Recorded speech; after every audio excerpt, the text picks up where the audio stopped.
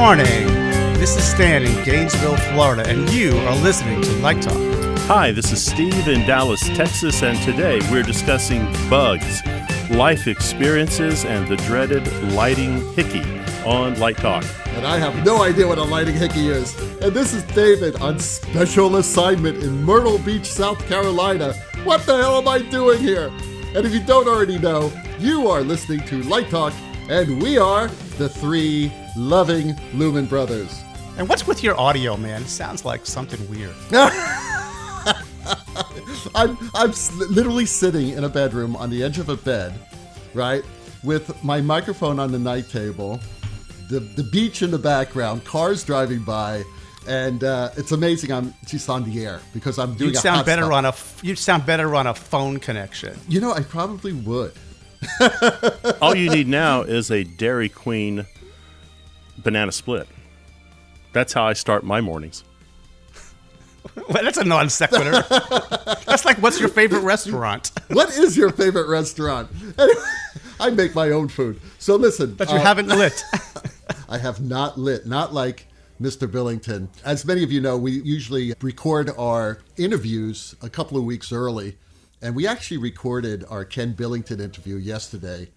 And I think I could speak for my brothers that saying that was a mind-blowing show. Well, you know, something great about our interviews, and I noticed, and I think it's kind of true, and I'm not sure why, but I think something about the chemistry or the questions or whatever it is, some kind of elixir, sometimes our guests just sort of reveal a little peek into their soul for us. Yeah. It makes them wonderful interviews. A lot of love and warmth that comes through. Yeah, what I think it is that the way we do our show, it's just relaxed. You know, we try to have fun, and we tell the guests, hey, this isn't really, listen, Ken Billington's been interviewed 1,000 times. So here's an opportunity just to have fun and not answer questions like, tell us about Chicago, which is a great story, by the way. But if you want to know about the history of Chicago, you watch that great interview he did on Live Design. You know, that was wonderful. So I think it's nice that we're able to add new questions. I think they like talking about things. And it's basically what we do with our guests. So we say, what do you want to talk about? We ask them, what do you want to talk about? I guess we're talking about, in retrospect, that interview, but, you know, he sort of, you know, he mentioned fourth grade, and I was like, oh, tell us about fourth grade.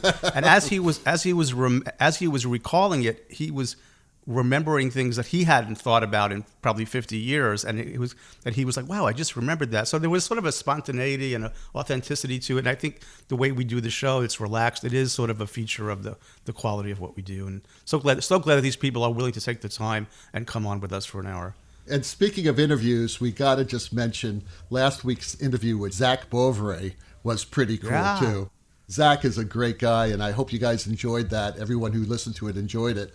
That was wonderful as well. He's a really cool guy. And who'd know he played bass as well as he did and actually sat in on Rock of Ages. That is a funny story.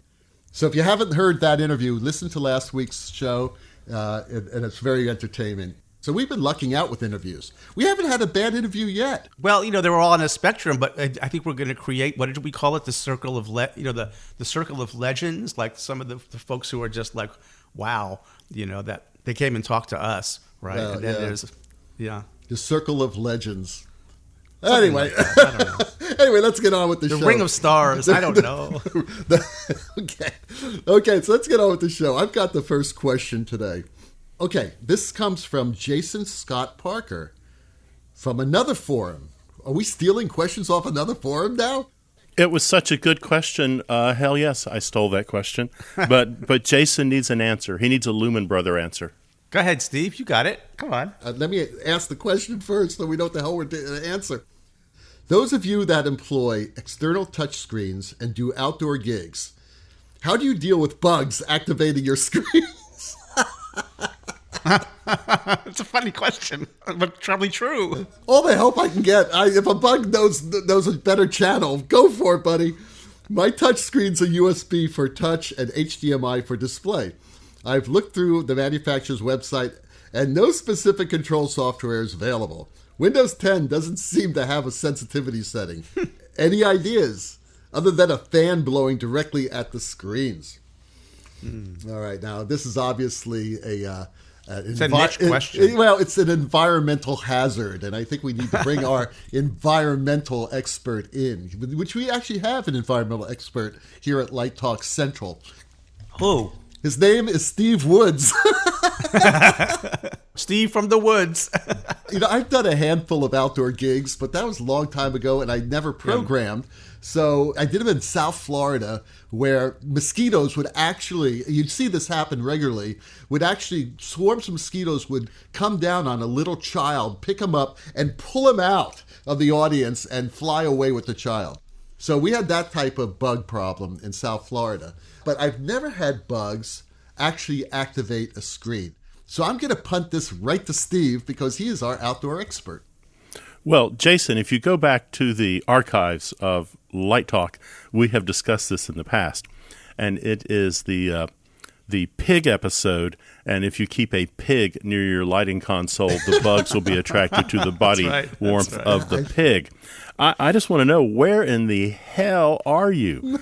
Are you like in the Amazon? I mean, what size bugs are landing on your screen? I have never had a bug activate my screen before. All right, in Jason's defense, he's probably working in South Florida because... Palmetto bugs. Palmetto bugs. For the listeners who don't know, especially in the Faroe Islands, because I don't think you guys have palmetto bugs in the Faroe Islands. What a palmetto bug is a large roach. These roaches are usually about 2.5 to 3 inches long, and they have wings. They actually fly, and they are extremely aggressive. They have been known to go to the battle of death with cats. And, it's very, very, very frightening, these bugs.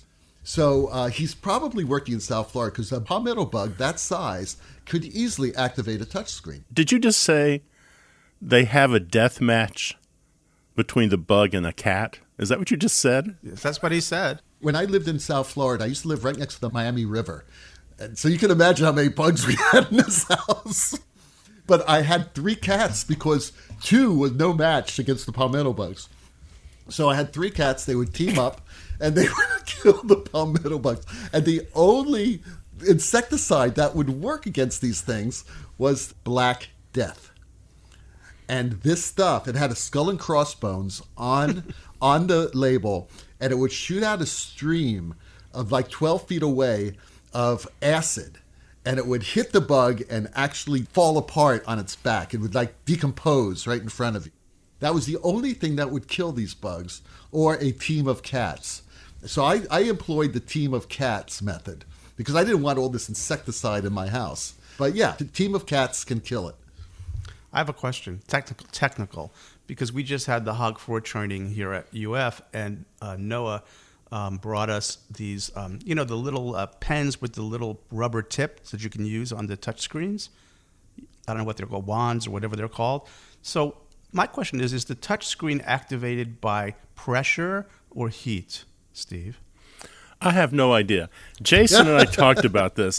I had 2 suggestions for him. One was a tarantula. The second was throw a piece of scrim across the touchscreen. But if it's heat, that would block the heat, right? I have no idea. This is a brave new world for me. I've never do your homework. You just got to do your homework on the touch screens. I want to know if it's heat or pressure. Wow, I don't know if it's heat or pressure. It must be pressure. Okay. Because if I'm using a stylus, then there's no heat involved in a stylus. That's the logic. But on iPhones, I think it is heat. You know, it's so interesting. I think Steve just came up with the answer. It doesn't have to be thick scrim. It could be very, very lightweight. That's almost transparent, like bobinette. Bobinette, exactly. Or some sort of nylon stocking or something like that. Something that's very, a good idea. Very thin that you put over your screens. I think we should test this. I have it. Lambskin. No, I looked it up. So, Okay. Yeah. So, Jason, he's doing his homework in class. Here's the answer for you. Here's the serious answer. Dress up as an orchid man. Dress up as a bug exterminator. And over the centuries, they've been terrified to see the orchid man standing there. They'll stay away from you. That and a pig. It's the Scarecrow concept. It's the Scarecrow concept. There's the title. Or that means he could dress up as a praying mantis. This is a great new product for a sponsor. Oh, it's a fake sponsor coming up right here. Instead of having a solar-powered garden gnome, which bugs are not afraid of, I'll tell you that right now, you have a little Orkin man sitting next to your monitor, and that will scare away the bug. Would the lava light attract the bugs? It would. I'm not talking about a lava light. I think it would attract the know. bug.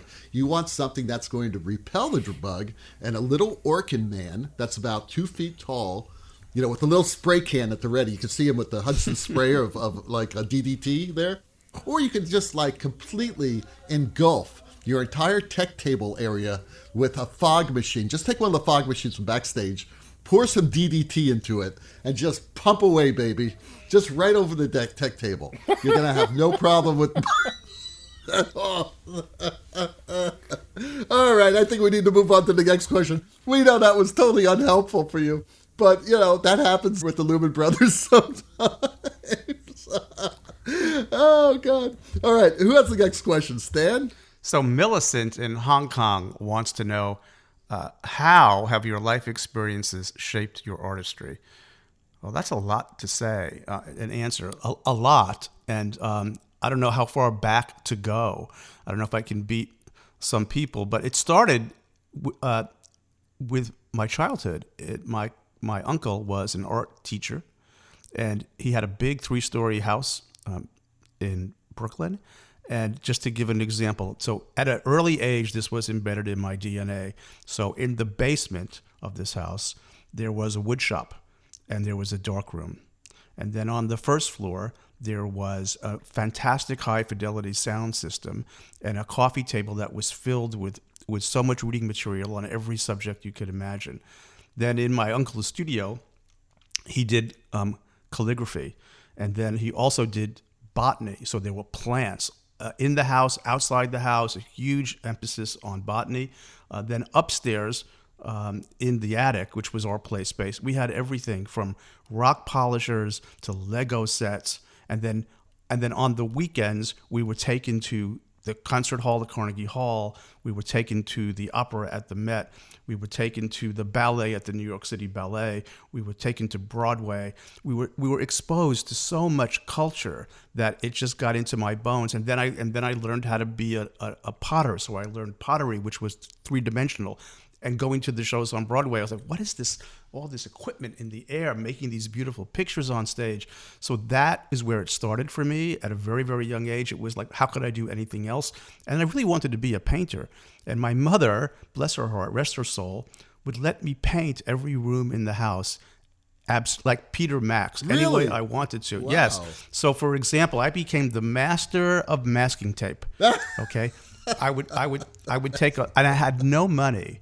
So I would take a string and a piece of chalk, and I would use that to create shapes on the walls. Then I would spend days masking it out and then painting it. So every room in the house had a different set of geometries and colors. And actually, she let me start on the ceiling of our terrace outside the apartment building. And everybody in the apartment, look at that, a yellow circle on a green background. So she just gave me so much freedom to explore with no judgment. And when people would say, I can't believe you're letting your kid do this, my mother would say, let him go, let him use his imagination.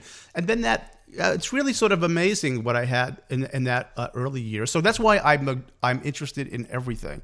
So I'm not just a theater designer. I have a wide range of interests because of that early life. And then, of course, later on, I got interested in architecture and I got interested in museums. And there isn't a kind of art that I don't enjoy. And so, Millicent, I would just say complete openness, curiosity, as Steve and David have said many times, embracing all creative activities. And you don't have to be a master of all of them. Maybe you pick one that I wasn't really talented with like building sets, right, so to speak, but I was really talented at sort of illuminating sets, right, and making compositions. So, have an open mind and drink up all the stuff you can that will shape your artistry. Wow, it sounds like you had a wonderful mother. I did. I really did. That's you guys. But now I'm getting emotional. I can't handle it. But that is a beautiful story, Stan. My parents told me, okay, you want to paint your bedroom, go for it. So I painted the walls fluorescent green, and the trim fluorescent orange. You got more sophisticated as time went on. It was actually magenta, fluorescent magenta. So I was living in the red-green theory. I can describe it. I did railroad tracks across the ceiling. I did star shapes. I did, diagonals and complementary colors and analogous colors, and Well, that makes sense. You are a lighting artist and artist, and people looked at my bedroom. They say this kid is brain damaged. There's something wrong with him. And I used to wake up with headaches. I also had a mirror ball and a lava lamp in my and white shag carpeting. But other than that. So, Steve, our next question. Oddly enough, this question comes from Alabama. I don't want just take it for what it was. So, John in Alabama writes, "What is a luminaire hickey?" Well, to be brief, every time you focus a light, you're dancing with danger there. Sometimes your arms touch the super hard light, and you get a burn. So a branded arm that says Strand on it is a lighting hickey. Oh my God! I did not know that. That is a very interesting. I never heard the term, but I figured it out. It's like that guy at the end of Raiders of the Lost Ark. After he holds on to that metal, that coin, and he opens his hand. Yeah. And it's got that aisle, sort of, that Nazi. Yeah, that's a luminaire hickey. Don't you remember how painful that is? You hit a 360Q handle. I mean, that's usually what got you. And you got that kind of cigar-shaped burn. The banana handles. Usually, all the electricity that was flowing through my body as the short was looking for a ground masked all the pain I got from heat. So I was constantly being masked by pain. What we have for you in the background there is the sound of some ducks. And the ducks tell us that it's time for our Let's Talk About segment. Now, I am going to pull a curveball on my brothers. Because we don't know what's coming. They have no idea what's coming, because this is actually a question that was asked by one of my students. And I'm sure that the same question has been asked to my wonderful brothers and sister, and also to every educator out there. And that is, what process do you use and what considerations do you consider when choosing the designers for the shows at school? Oh, wow. That's complicated. I know why you say that, and this is something I've been thinking about for a long time, because the decision isn't, but the criteria is. The criteria is, and the bottom line to me, I'm just going to say this, and I'm going to let Stan and Steve talk, because I'm curious what they think about this. But it's whatever is going to benefit that particular student at that time, what the best show is, and what the best team will be, and what the director's like. There are a lot of things that go into consideration. The form of the theater. Maybe a student needs more practice working in a thrust, or they need it in a proscenium. Maybe they need a musical. But it is kind of complicated. But the bottom line is what is going to benefit that student. So that's how I look at things. What do you guys think? I agree. I think you've nailed it. For me, what I would say to your students is that if you look at an undergraduate program, those guys and gals are here for 4 years. Then you have a graduate program on top of that, so you have another set of students who are here for 3. I start looking at how the teams are put together so that you don't fall into, well, I know what John's going to do, I know what Mary's going to do, we're best friends. I'm trying to just mix it up. So you're seeing different styles and you're dealing with different personalities. Also, the show. If I've got a student who's done a tragedy, then I'm probably going to throw a comedy at them next, or an opera or a dance piece. So I'm giving them material so it allows them to grow as a designer. Also, space. We have 5 spaces here. So we're moving between space. Maybe you're very good at a proscenium. You've done a couple proscenium shows. I throw you into an arena production, or I throw you into a found space. And finally, the challenge of the show. How are you going to handle the challenge? How are you going to grow? What new problems are going to be thrown at you? But I agree with you, David. I think what you've said is pretty solid. Yeah, I agree with both of you guys, but I'll just add a little maybe specificity on my side. Steve, you're all touching on this, but strength versus weaknesses.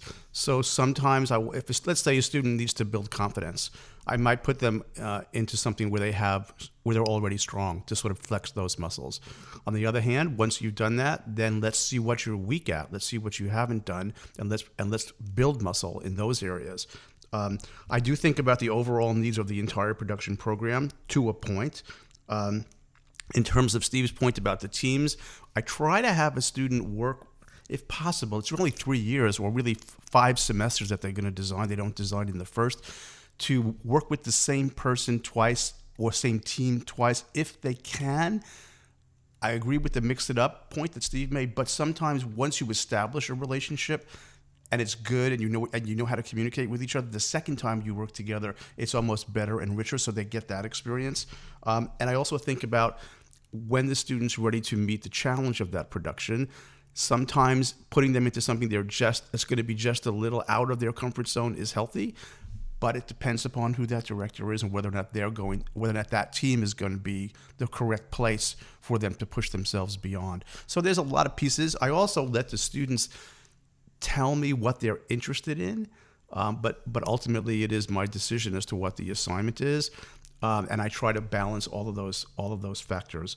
We also have a BFA program and an MFA program, and sometimes the BFAs we have very high quality BFAs. So if I can get them a main stage show where there's a slot that's possible that fits into the overall equation, it's not a simple process, and I tend to procrastinate as long as possible on those decisions because I always have new students coming in, and I really don't know what they're capable of until they're here for a semester. So, yep, that's how I do it, and it's been working for 20 years, so I'm not changing it. You know, Stan, you said something very interesting that just reminded me of the way I've been handling things for 22 years here. And ever since I came out here, I would take the season and I would send it out to all the students with the name of the play, where it's being presented, and who the director is. And I would tell them, you guys tell me your first choice and your second choice, right?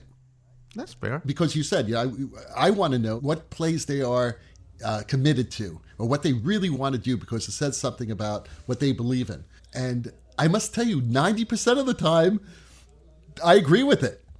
And it all works out. Same thing here. We announced our season back in February, and the students ranked the shows they were interested in doing. And by maybe late March, we had made the assignments for the next year. And so we actually are in the design process now for the fall season. I agree with that, but they don't always get what they want here. Sometimes I'm going to make that determination. But for the spring, for example, my first years are coming in. They're not going to do a show in the fall. And I got to get a sense of who they are. So I have not. Now, a student came to me yesterday, in fact, and said, I'm really interested in this spring show. And I said, yeah, that might be a really good one for you. I'll take that under consideration. So that he's put in his bid, but he understands that he might not get it because I have wild cards. I don't know so I don't want to, if I give out the spring now, then what am my first years going to get? Right, and I'm not going to give them till I see them in class. I got to see them in situation before I know who they are and what they're capable of. Sure. Well, first years are usually, and I'm sure it's the case with you guys too, they're assisting in the first semester. Right. And usually they go into a show in that venue. They start designing a show in the same venue in the spring. And it's a venue situation more than anything else because they've already been trained in that venue as an assistant. That's usually how I do it. But 90% of the time, I think they're pretty wise. I think they know. I think they really do. Well, they're artists. They have good instincts. Yeah, they have good instincts. That's cool. But sometimes their instinct is to do what they feel most comfortable with. And that I get worried about because they're in school to do what they're, if you're already good at musical theater, okay, you do one, but I want to get you doing the opposite of what you're comfortable with so you grow. For me, the criteria is what's going to make them grow without sacrificing the quality or throws a wrench into the production, right? But I really want them to grow. Yeah, for me, it's an easier decision. We do an 11-show season. So the first-year students coming in, as David says, are assisting. And in the second semester, that group of students, those designers are assigned shows 9, 10, and 11. So I've got a show, show 11, I know what it is, and I know who the designers are going to be based on who's coming in this year. Yeah. But, I must say, Stan, most of the time when they do select the shows, they write me a paragraph or two, why. And most of them say, I do musical theater well, but I really want to do this Chekhov piece. So I want to do this new devised piece because I've never done it. So they're really Good for them. They're really thinking about their education. Excellent. I know there are exceptions, but for the most part, they get it right. They really That's do. good. That's great. Yeah. Interesting. I think Steve has our last question. Yeah, this is Debbie in New England, and she says, "How do I clean my cyc? It looks a little grubby." Simple Green. I don't know if it's that simple. I guess you could use Simple Green, or you could take your cyc and go to one of these giant industrial laundry places. Laundromats. Well, I mean, they have machines that are the size of my office. I think the thing you have to worry about with a homemade clean my cyc thing is your cyc is probably flame retardant. And I think what happens if you monkey around with that, you may be damaging the flame proofing of your cyc. Those things have to be certified. So I'd be careful about a lot of experimentation. And oddly enough, I was looking into this. If I take a big cyc to an industrial company to have it cleaned and then re-flame retarded, it's almost a wash, pardon the pun, to buy a new cyc. It's about the same cost.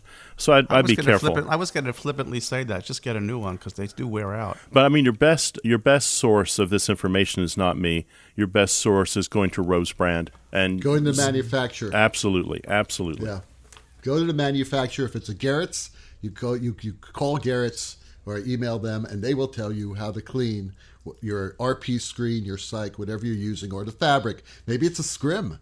If it's a scrim made by Rosebrand, Steve is absolutely right. Call Rosebrand. They're the nicest people in the world, I want you to know.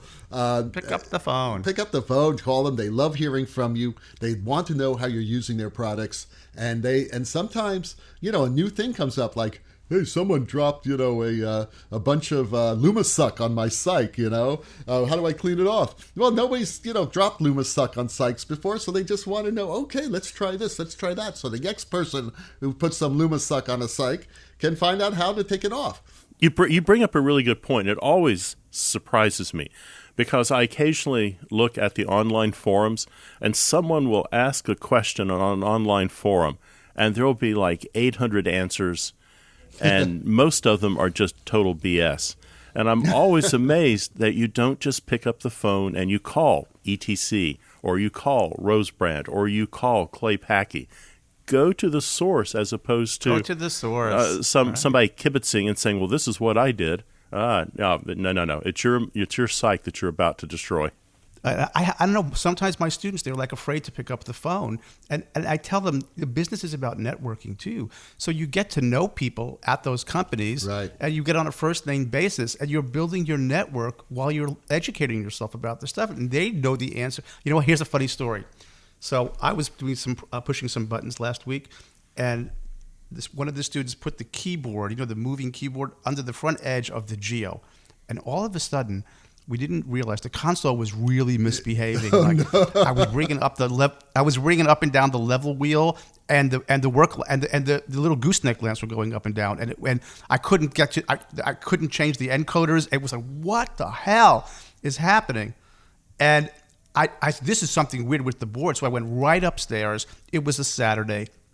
Called ETC, pushed the number for the emergency call back. The guy calls me back. I leave him a message. He calls me back in like 6 minutes. And I said, this has got to be something simple or really dumb. And he said, it's F9. What? F9. It's F9. When you hold F9 down, you can control the gooseneck lamps. And somehow your keyboard is holding down. And I went downstairs, and sure enough, we just pulled the keyboard out. It was wedged under the edge of the console. All better. It was not a serious problem. Now, we could have spent a freaking hour on that, right? Absolutely. And people do. This time we spent 6 minutes, and we were both laughing about it. So just to re-quote Steve, go to the source. And just to follow up what Stan said, Stan used to work at Production Arts, and I'm sure people were calling in all the time about problems with the equipment. And and I would call Production Arts. I was down in Miami ordering equipment all the time, and I'd talk to Steve Terry. And, we just had Steve on the show. He's going to, I think his interview is coming up. But anyway, from that call in 1980, I still know the guy. It's like, hey. Who was it? Who was it? Do we remember? It was Steve. It was Steve. Oh, it was Steve. I was talking to Steve, well, because... You're talking to the king of the hill, man. I was talking to him because he was like the expert, in the control. I think it was a control issue. And, and this is a lifelong relationship that I developed just because I called him to ask him a question. And so just to back up what Stan says, these are relationships. This is networking. You never know what's going to happen. Even Ken was talking about it yesterday. And you guys are going to hear it in a few weeks. Oh, yeah. You have to be proactive. So call a buddy and say, well, how do I do this? Right. Stan, Steve, we wouldn't have this crazy show if we didn't call our friends, call each other up to ask about a technical question. That's how this show started. So this is how you develop relationships in the theater. And, I have nothing else to say. Steve, do you have anything else to say? I thought your student's question was going to be, why is the show still in the air? Why is it? What the hell are you guys talking about? Have we jumped the shark yet? That is the question. No. When we interview every legendary lighting person, then we're done. We're done. I've got my sights on somebody that we need to get. Something that Ken said yesterday. He said, in 20 years, you guys are going to be interviewing my assistants. That's right. We said we won't be here. I'll be 90 years old. Hello? How do you know? We'll be holograms. We'll be doing a hologram. We'll be hobbling on our canes and wheelchairs saying, Light Talk. Okay. Well, that Hammond organ solo in the background tells us that, once again, you've spent another crazy morning listening to Light Talk. What are you doing with your lives listening to us?